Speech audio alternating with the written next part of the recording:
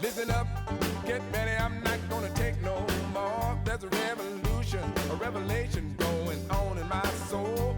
Buckle up, get ready, we're not gonna sit back. Welcome all you citizens of the world. It's time for another edition of the Live from the Heartland show. I'm Michael James, and I'm up here in my favorite color, blue, 49th Ward. We're coming to you via Zoom, and no matter how you reach us, whether it's on CAN TV, whether it's on youtube.com/heartlandmedia/videos, or on our home base of WLUW FM or Lumpen Radio, we're glad you're here. A lot of programs I listen to are asking for money. It's their fall fundraising drive. We don't want to be left out.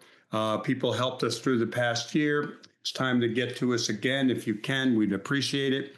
You can contact us at livefromtheheartlandshow@gmail.com. With all that said, we have a wonderful show today. We're going to have the inspirational Alderwoman Maria Hadden talking about ICE and troops coming into our city. We're going to have Leila Wills of the Illinois Black Panther Heritage Trail talking about an event coming up. We're going to have Les Begay from the Indigenous Peoples Day Committee talking about Indigenous Peoples Day. And we're going to have the former track coach at Loyola, etc., the one and only Gordon Thomson talking to us a little bit about Bad Bunny and sports. With all that said, I want to acknowledge that our friend Ron Dean, a wonderful Chicago actor, I had the honor of working with him in a number of Andy Davis films. He passed away this week. We'll have more on that in the weeks to come from Andy Davis, the director. And let's take a short musical break and get to Alderwoman Hadden.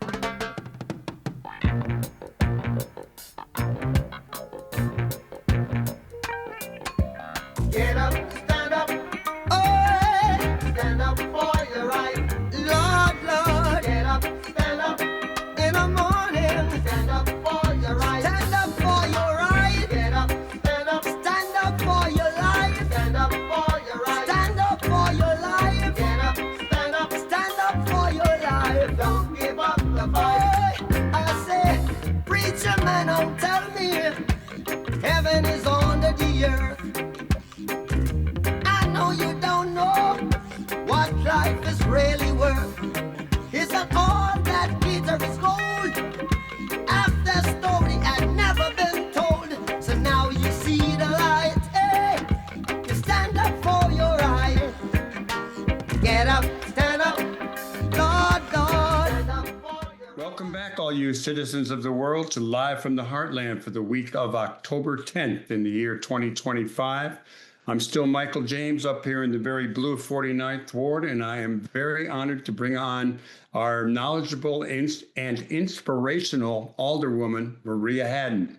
Maria is in the forefront of a lot of activity in the city, and certainly in the minds of most of our listeners and viewers. We're talking about ICE, we're talking about the National Guard, and the well-being of all our citizens. So good day to you, Alderwoman, and thanks for coming on. Thanks for having me on, and good day to you as well. Can you fill us in on what you know about ICE and the National Guard? I know you did a report on the invasion of this South Shore neighborhood by ICE guys going down, repelling from Black Hawk helicopters, whether they were in the air or on the roof, I don't know. But it's been pretty terrible in a lot of ways. We've seen some shootings, we've seen demonstrations, we've seen barriers go up, we've seen superintendent of police make comments. Give us some of what you know all about. Sure. It's with so much happening, I know it can be really challenging to keep everything like kind of straight and chronological, and also, I mentioned this at the press conference at Broadview last Friday. I appreciate you, Michael, and the program, and I appreciate all of our local journalists for getting the news, sharing the information, because it is very difficult, right, for just kind of your average person to keep informed right now. So, and I feel like that's intentional. So here in Chicago, we know it's been, I think, not even a month since President Trump threatened to deploy the National Guard. We had seen deployments of this type in Los Angeles, with, ICE, Border Control, other federal agencies pulled into immigration enforcement. He deployed the National Guard against the will of the state of California and their governor, to intimidate people, to harass people, in the name of, criminal enforcement. And, then they did it in DC. And, he threatened Chicago and other cities. So we have seen, through what they call their Operation Midway Blitz, increased ICE presence and enforcement throughout the city, but we've seen a lot in the southwest and northwest sides of the city. And we know that they are operating a detention facility out of Broadview, Illinois. So when folks hear about, people talk about Broadview, this is the village of Broadview. So just west of the city, really just outside of city boundaries there. What we've seen are a lot of, extrajudicial actions. So here in Rogers Park, we have had ICE, at least once a week. We have had some residents detained. We have not seen the level of ICE presence that some other neighborhoods have seen yet. Doesn't mean they're not coming. Grateful to be working with, our state rep, Kelly Cassidy, our local organizations like Protect Rogers Park and RAD-RP, and of course, just so many neighbors, folks at our local school councils who are just organizing, volunteers who helped us get out information on Know Your Rights. And of course, we had to create additional Know Your Rights materials beyond just, police engagement or people engaging with ICE. From the ACLU, we've gotten additional guidelines for people of what to know if you end up having to engage with the National Guard. So we do maintain a list of these resources through a web link I'll drop here for you guys, but it's a bit.ly link, so bit.ly/FAFOchicago.org. And so it's our Fighting Against Fascist Occupation, but we keep a list there from some of the links from ICER, from our National Immigration Justice Watch, from the ACLU. And I think the big thing for people to know is this isn't about immigrants, right? So the federal forces that are being deployed under the auspices of immigration enforcement, we've already seen them with just a couple of weeks in Chicago and at Broadview.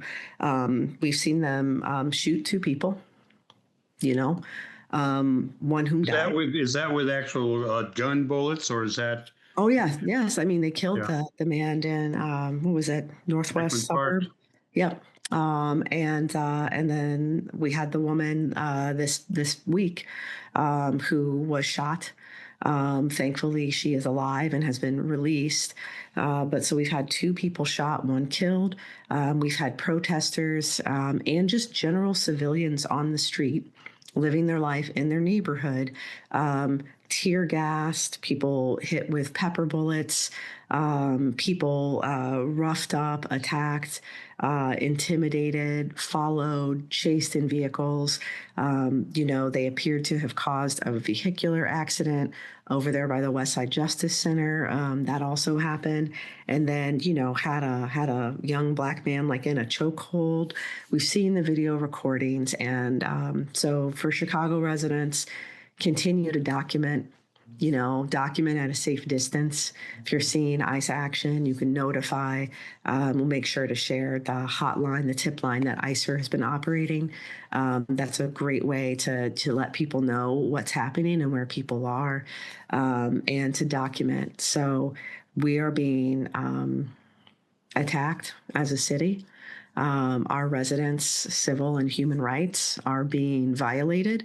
And, I appreciate our governor and our mayor for consistently standing up and know that through government, they are working with all the legal methods that they can in order to protect our rights. But we are being attacked, right, faster than we can respond. And it can't be overstated that and I know people feel this, we're experiencing and facing something that we've never before faced in the country, and that is, willful violation of laws, violation of our Constitution and our Bill of Rights by our federal government, and the use of federal law enforcement and other enforcement agents to carry out these illegal acts, which puts other levels of government in just a very odd place, right? How do we use our law enforcement bodies, our court systems, and our law enforcement officers to protect the law in opposition to federal agents?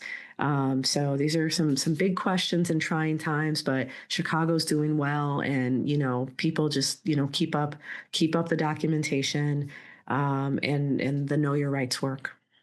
As a veteran of the 60s activism, I have to say that things were intense then, but it's never been like this. This is, as you point out, this is very new.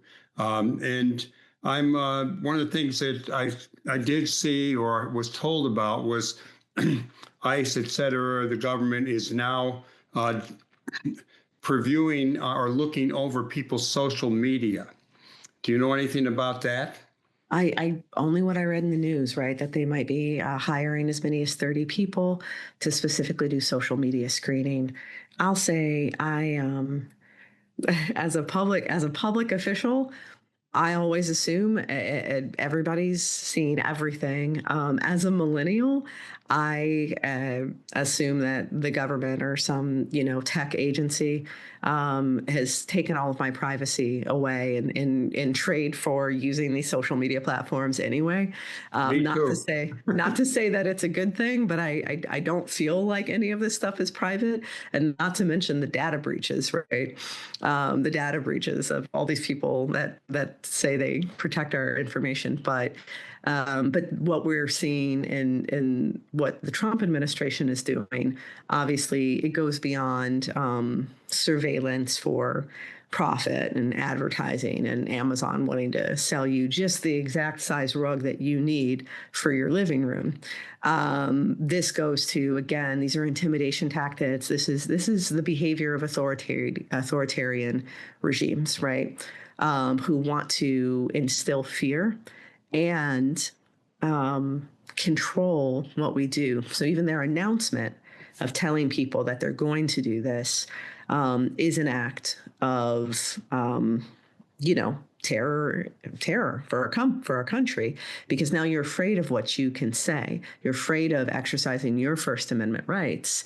And then, just as we saw with the FBI agent they had fired for having a pride flag on their desk, we've already seen, and there are examples of them either firing people or targeting people for views that they do not approve of, withholding state funds, right, from blue states. So it's in line with the route they've chosen to take, but it does mean that as individuals, we need to be aware and we need to be smart about how we are protecting our data and ourselves.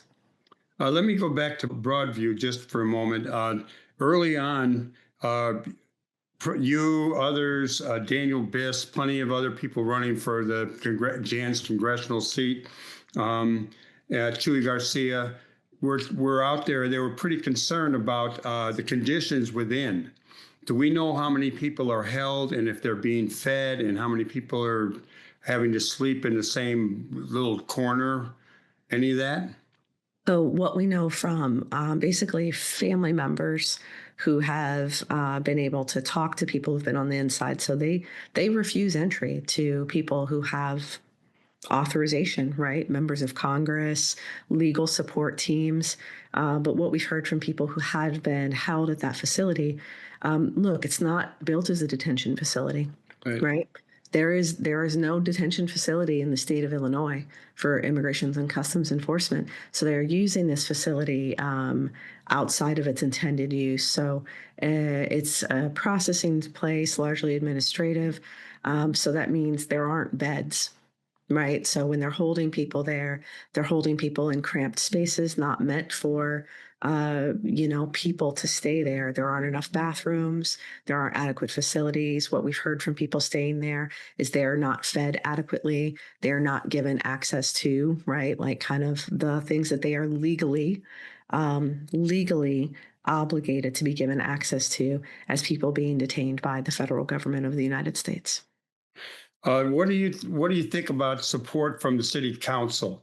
And I ask that because I saw that a few members of the city council voted negatively on an apology for slavery, and so I just wondered where they are standing on ICE enforcement in the city and the city's resistance. Right, on that apology, just a resolution apologizing for slavery. 4 council members voted against this. So right, they didn't even like escape the room, tails between their legs to hide from the vote. They affirmatively rejected the premise, and a couple of them spoke about it. So wild. But I also circulated a letter condemning ICE's overstepping of human rights and addressing the handcuffing and brief detention or attempted arrest of Alderperson Jesse Fuentes. And, we got the mayor, the treasurer, the city clerk, and 37 alder people to sign on to that letter. That means 13 people didn't. A couple of them didn't respond to me, multiple attempts. A couple told me they needed more details. A couple told me they thought the letters were completely inaccurate. And so, even in city council, we're not unanimous about what ICE is doing. So I fear what other, violations of our civil rights or atrocities will have to take place to get everybody on board. Maria Hadden, I want to thank you for coming on the show. I have a million other things I want to ask you. Maybe next time be in the neighborhood, or I'm officially inviting you to do a monthly report on the Live from the Heartland show. And you can fill us in on whatever you like. And as we end this segment, we have just learned that Trump has talked about incarcerating both the mayor and the governor of the great state of Illinois and the great city of Chicago.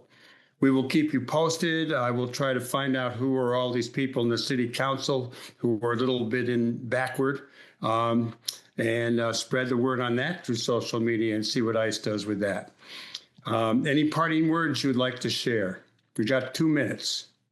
Just to say, we've got a lot of things still happening. Upcoming event Tuesday, October 14th, I'll say. We do have a tenants' rights training. So it's going to be at Sullivan High School, 6 p.m. with the Law Center for Better Housing. So please come out for that. And, follow Protect RP on socials for other opportunities for Know Your Rights training. We keep materials at the office as well. So keep documenting, keep following the news, keep supporting one another. And, Chicago's going to get through this. We're standing up as an example for the entire country at this point. We're the greatest city in the world. And Maria, do we know how many people have been taken by ICE in our ward? Fewer than a dozen. Okay. I think fewer than 10 have been detained kind of over, I'd say, the last 2 months. But just because we haven't seen the same levels of ICE presence as other neighborhoods doesn't mean that we may not. So it's important for people to stay vigilant. Okay, before I go, I just want to let everyone know that protectrp626@gmail.com is Protect Rogers Park. And if you contact them, an organizer will contact you back. Keep on the case, Alderwoman Maria Hadden. You're doing a good job, and we appreciate that. Everybody else, stay tuned here on the left end of your dial or however you're getting Live from the Heartland. We'll be right back, and we're going to talk a little bit about the Black Panther Heritage Trail and an event coming up this weekend. Be right back. Wading in the water, wading in the water. Wading in the water, wading in the water, children, wading in the water. God is gonna trouble these waters.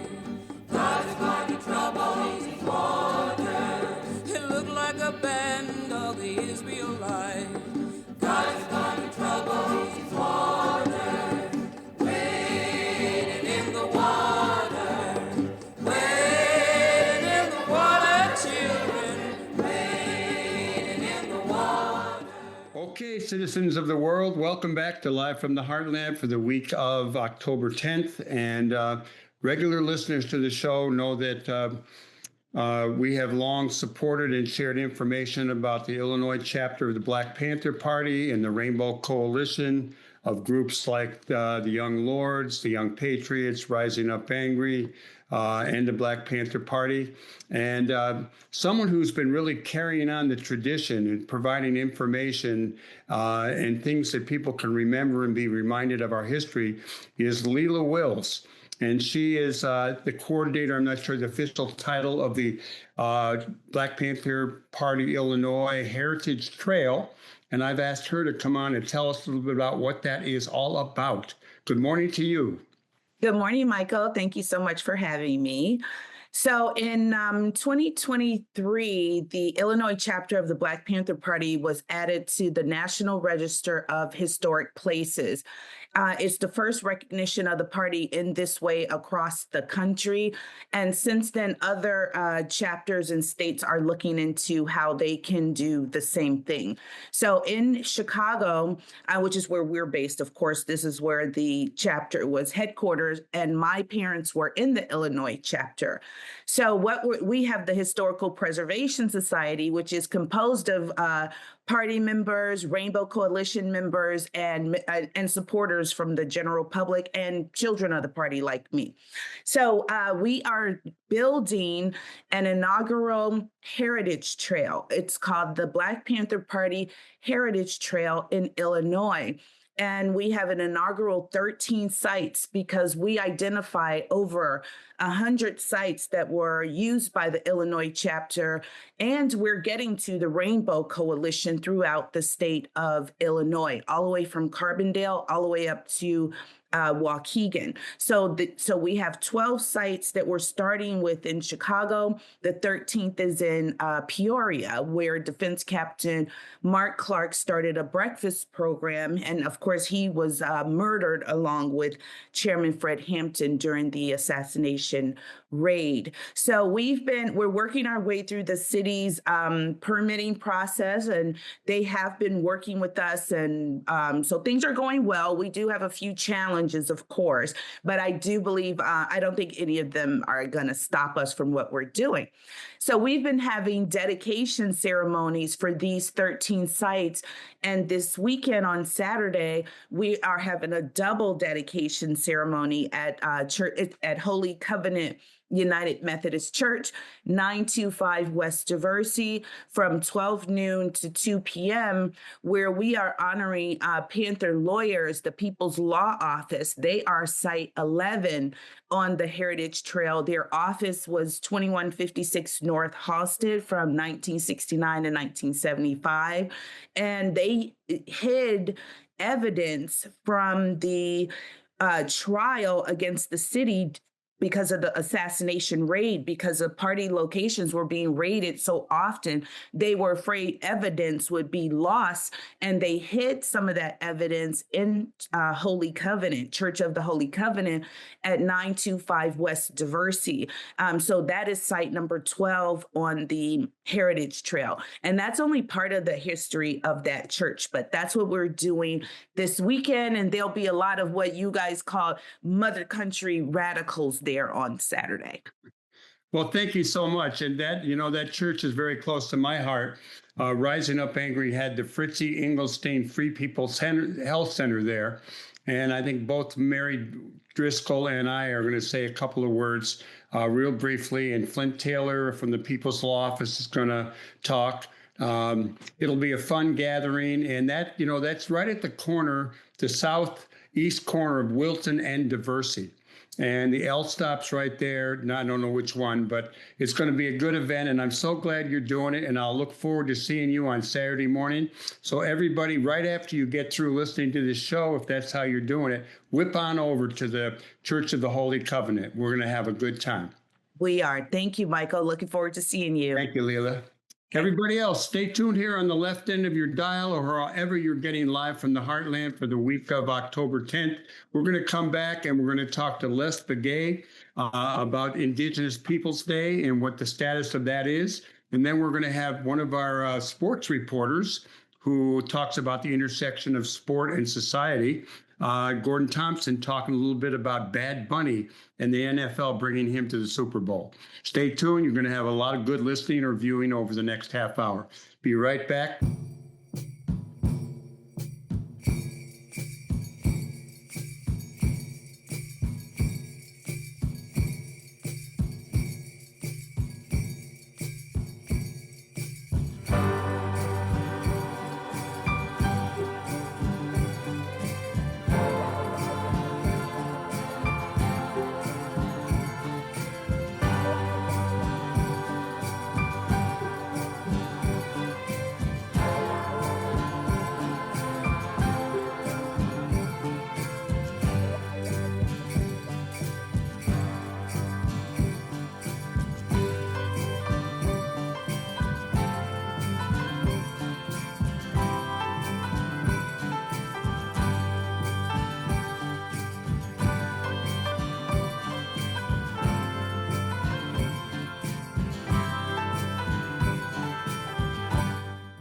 Okay, once again, all you citizens of the world, welcome back to Live from the Heartland for October 10th. That's for the week of October 10th.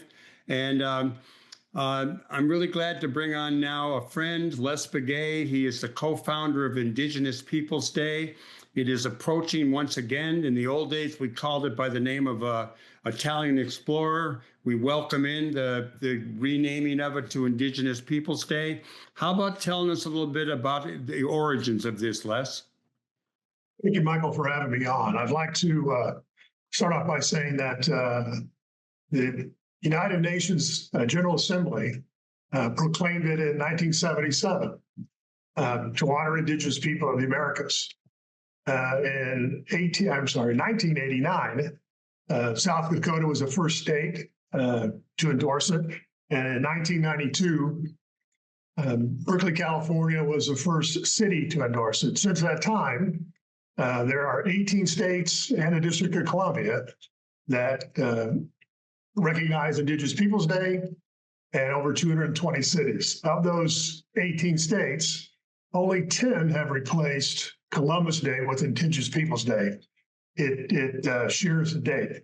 Illinois is one of those states, but it's got a little twist to it. Indigenous Peoples Day in Illinois is the last Monday of September. In 2019, Governor Rauner declared the last Monday of September as Indigenous Peoples Day. He did that without any consultation with the Native community in the state. And surprisingly enough, the sponsor of that bill was an Italian-American legislator. Now, they did that to protect Columbus Day. And so since that time, we've been trying to change Columbus Day and Indigenous Peoples Day in the state. And the pushback is, well, you already have Indigenous Peoples Day. What do you need two for? So they did that to protect the state. And that same legislator last year, or 2 years ago, I'm sorry, passed a bill in the state that was unanimous by both the Senate and the House that now October is Italian American Heritage Month. So they pretty much blocked October for Indigenous Peoples Day in the state of Illinois. So I don't think it's going to change for us to have it on the Columbus Day in the state at all. The city, there's been a resolution since 2019 to replace Columbus Day with Indigenous Peoples Day. It's been killed in committee since then. Last year, Alderwoman Hadden called me up and said that she was going to have the resolution read at City Council for approval. And then at the last minute, and by last minute, I mean the night before, I got a call from her office saying that the city would not do that. The attorneys looked at the verbiage and they wouldn't allow it based on forced removal and genocide. So that's been tabled again. The mayor did write a proclamation for it, but it was for the Friday before the second Monday of October. So his support has dwindled. When he was a Cook County Commissioner, he was a very strong advocate of Indigenous Peoples Day. Since he's become mayor, he's really done nothing with the community, and he's done nothing to push forward that Indigenous Peoples Day.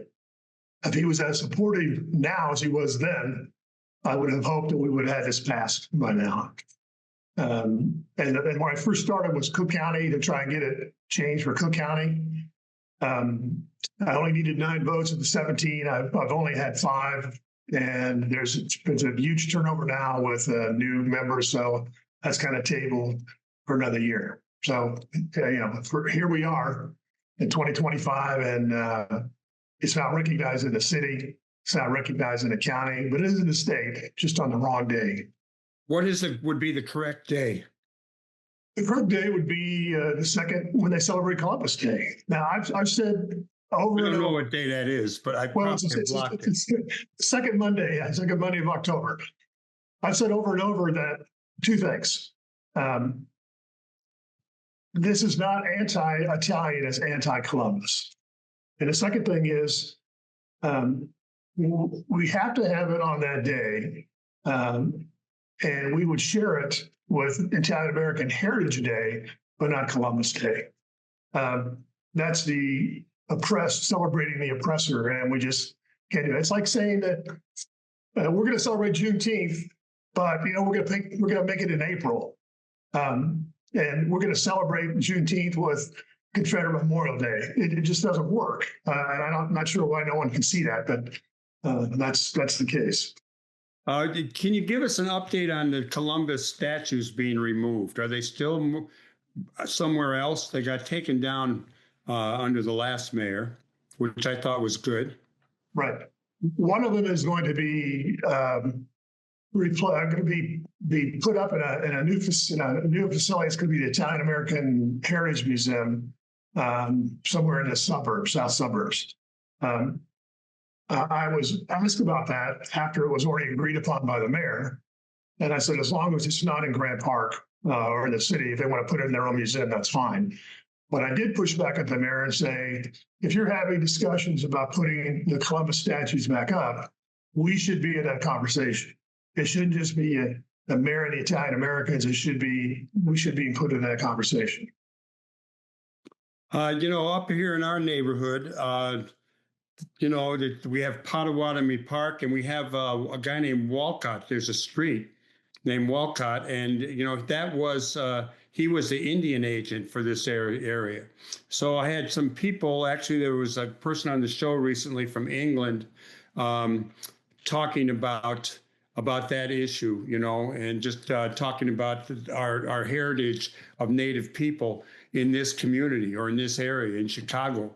And I wonder if you would like to talk a little bit about the Native community here in the Chicago area, anything historical or where things are at today, who's living where. Used to be a lot of Native people up in Uptown, that's dispersed some. What can you fill us in on? You're right. There was a large community in the Uptown area where the old American Indian Center was, and that had been there for many years. And when it was first established there, in the late 60s, that's when there was, right after the Removal Act, where Native people were put into the 5 cities, and Chicago was one of them.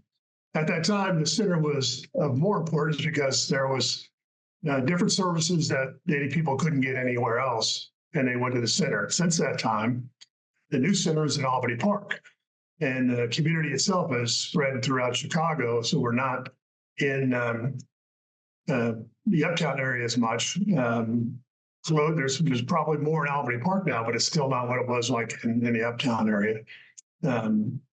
There's a talk with the mayor's office. There's an engagement council that Mayor Lightfoot started when she was in office with the Native community. It's really nothing more than a pat on the back. I'm working with the Native community, but she really wasn't, and neither is this mayor. But there's talk in the council now about changing Indian boundary to a different name. Because Indian boundary, if you don't know, it's when a treaty of 1833 was, they moved the Potawatomi to where now Indian Boundary Park is, and that was literally the boundary. You couldn't pass that without a government agent saying it was okay to do so.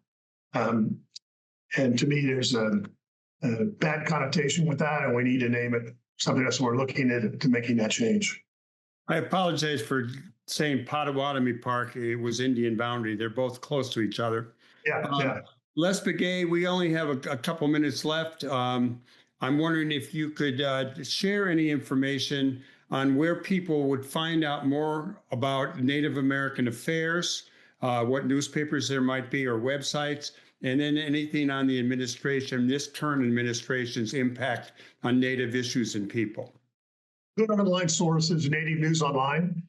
It's free. A good local source is the Newberry Library and the Gitchigama Museum, which used to be Mitchell Museum.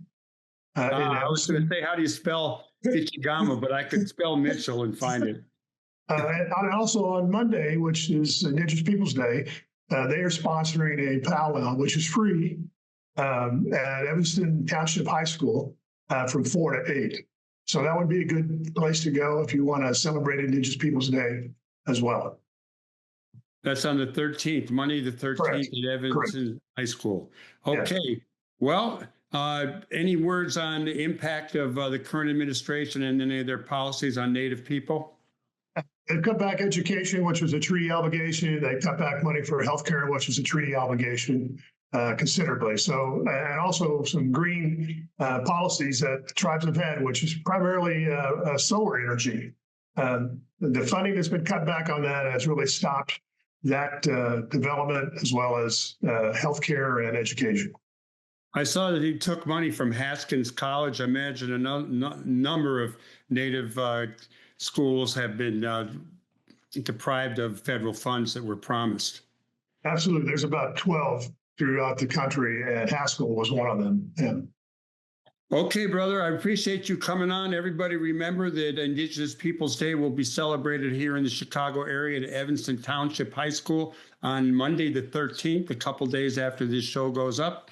And we hope some people will go check it out. Les, we want to thank you again for reaching out. And we've had you on the show a few times before, and we'll have you on again. Whenever you've got something you think ought to be shared with the masses of listeners and viewers, let us know, and you're on.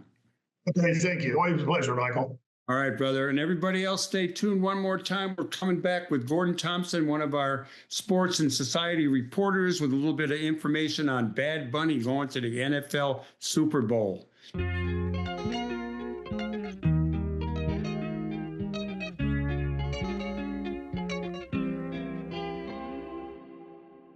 Ey, Titi me preguntó si tengo muchas novias.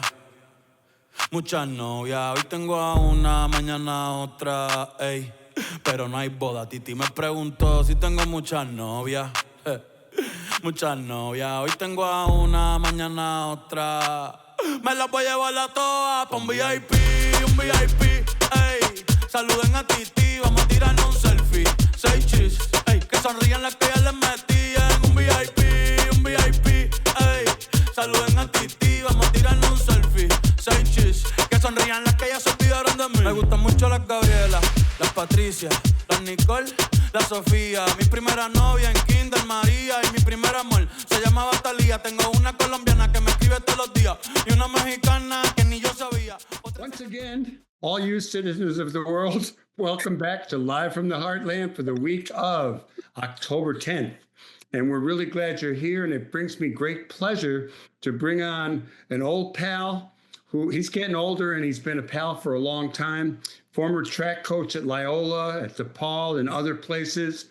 One of our sports commentators with a bent toward the intersection of sport, politics, and society, the one and only Gordon Thomson, all the way from Newark, Delaware. All right, Chicago and the world. Good to see you. Good morning. Good afternoon. Good to have you back, Gordon. And one of the things that I learned about just before you and I were in communication was that the Lakefront Invitational, an event that brings in college cross-country teams from all around the country to Montrose Avenue over there near Cricket Hill, and you do the Lakefront Invitational. You started that years ago when you were coaching at Loyola with the help of Tom Cooney and Jim Canadle and Jim Montez and others. I got to do the food there, brought the grill from the Heartland Cafe. We had some good times. I wish I had known it was going on because I would have gone. But fill us in on what happened and why it's important. Well, this year's Lakefront Invitational, which is now held at Waveland Golf Course. They've graduated off of Cricket Hill, Montrose Avenue, just too crowded, too many parking problems. And Tom Cooney, the meet director, race director, and event extraordinaire production champion, he shifted it to Waveland Golf Course, now known as Sidney Moravich Golf Course. But back in the day, I called it Waveland, and it's always going to be Waveland. I remember running in a rainstorm on that golf course one night. It was great, one of the best runs I ever had when I was running. Well, this year's Lakefront, it's previously only the Big Ten Championship cross country was held on that golf course. It's a beautiful golf course, so they don't want to get it ruined.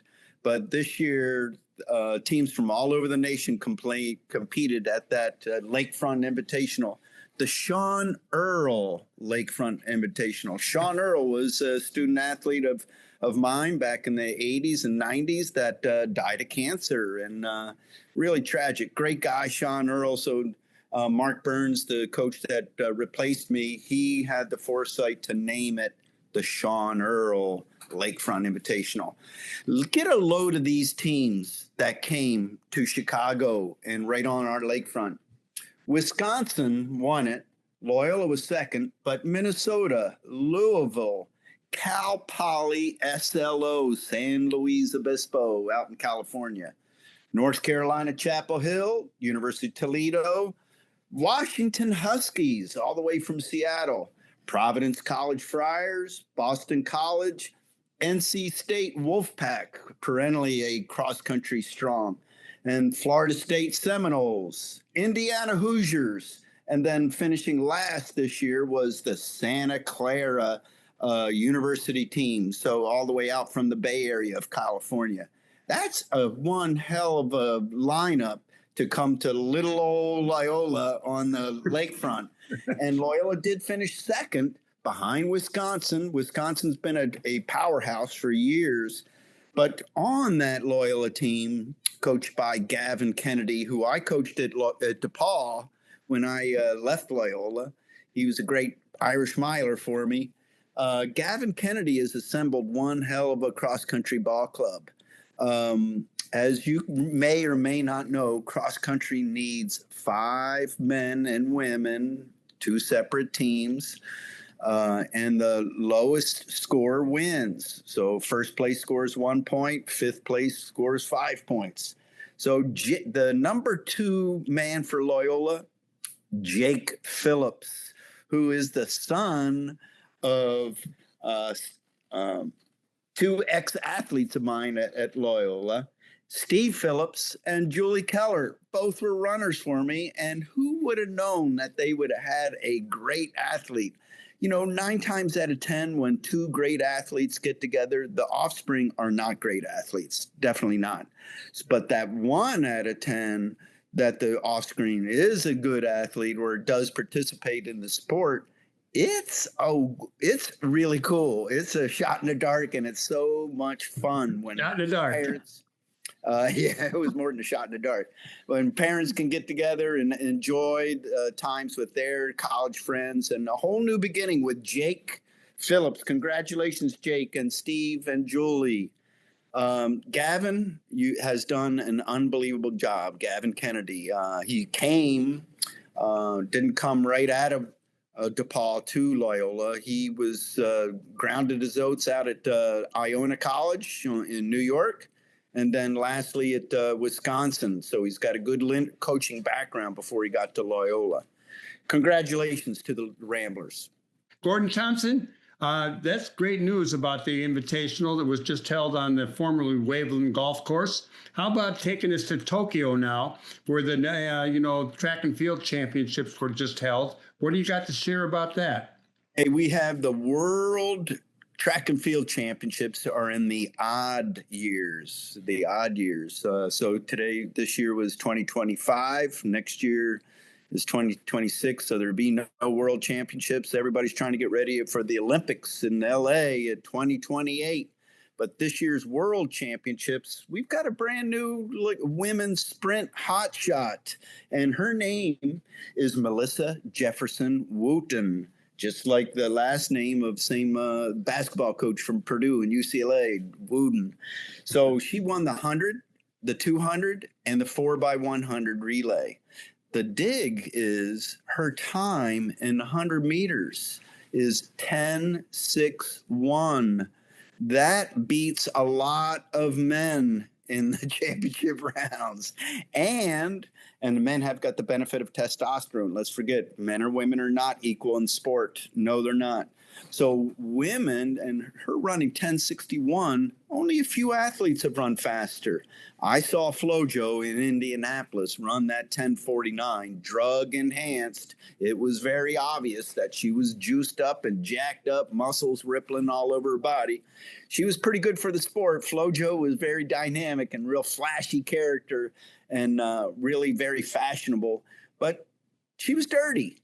And this young lady appears on all fronts to have everything going for her. A good, fresh face, a good, beautiful smile, and quick as lightning. 110.61. Great. On the men's side, we've got a big deal. Upset on the men's 4x400 relay. Used to be dominated by the U.S. Used to be. This year, for the first year ever, Botswana won the championship. And they have proclaimed, the country of Botswana have proclaimed a national holiday to celebrate those guys winning the 4x400 championship. U.S. used to dominate because every track meet in U.S. finishes, every college meet and high school meet, the last event is the 4x400 relay. So we always get this last event, kick in here in the U.S., and it carries over into the world stage. Not this year. So other hot shots are, we did come back and win the 4x100 meter men's relay, which we've dropped the stick repeatedly in the past for past Olympics and world championships. Finally got the gold. Noah Lyles on the anchor. Good smooth sticks all the way around, or tolerable sticks. So Noah Lyles, our American hotshot, got third in the 100. He didn't win.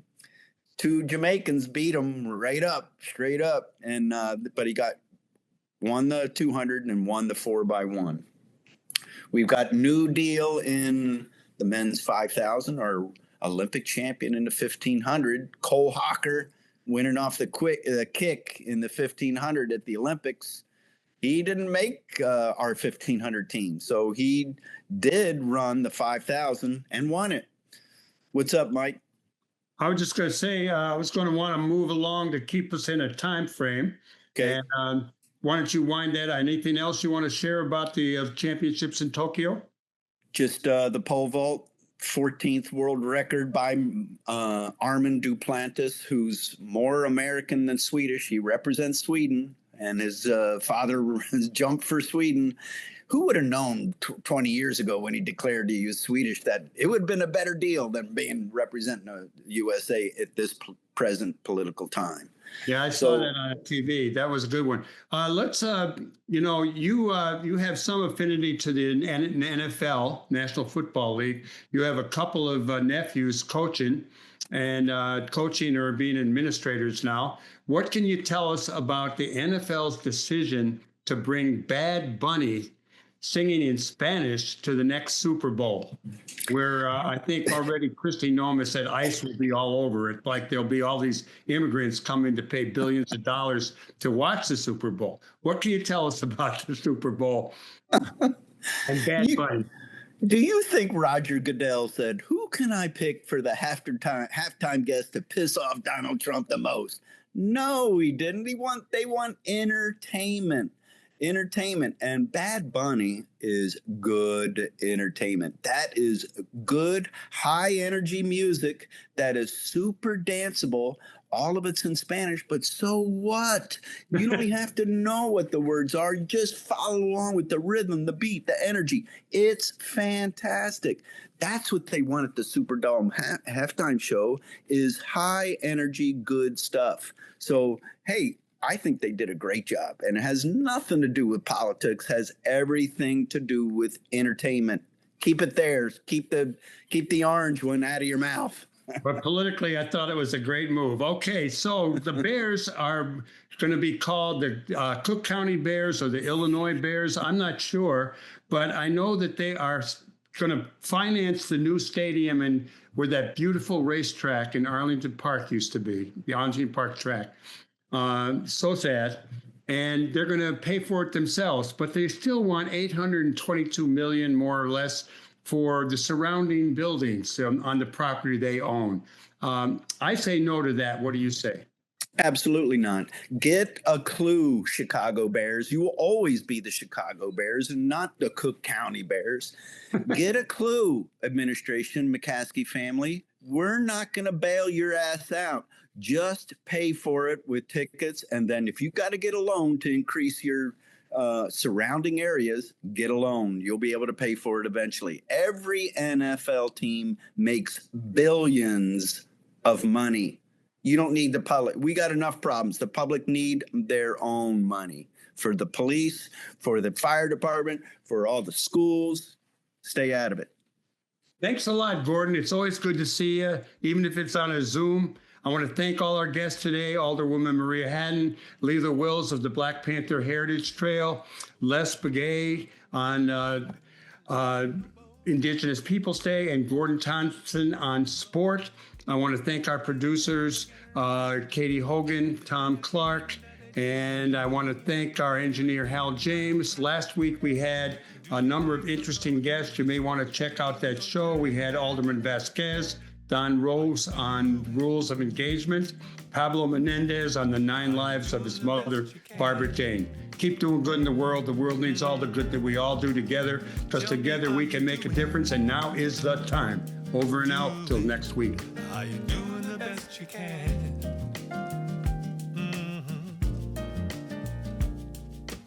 Over the mountain. Thank you for watching the Live from the Heartland show. New episodes air every Friday beginning at 9 a.m. Central Time. Episodes air each following Thursday on CAN TV, 9 p.m. in Sweet Home Chicago on Channel 21, or streaming everywhere else at cantv.org. Audio episodes go live on WLUW each Saturday, 9 a.m. on the left end of your dial at 88.7 FM, or streaming everywhere worldwide at WLUW.org. They're available on Apple and Spotify podcasts by looking up Live from the Heartland on either platform, and are also broadcast on Lumpen Radio each Friday at 9 a.m. on 105.5 FM and streaming at lumpenradio.com. I'm Michael James, and I'm glad to have been your host. Until next time, remember, do good in the world, because the world needs all the good that you do, that I do, that we do together. All power to the people. Over and out. Gone to limb. Are you doing the best you can? Tell me, are you doing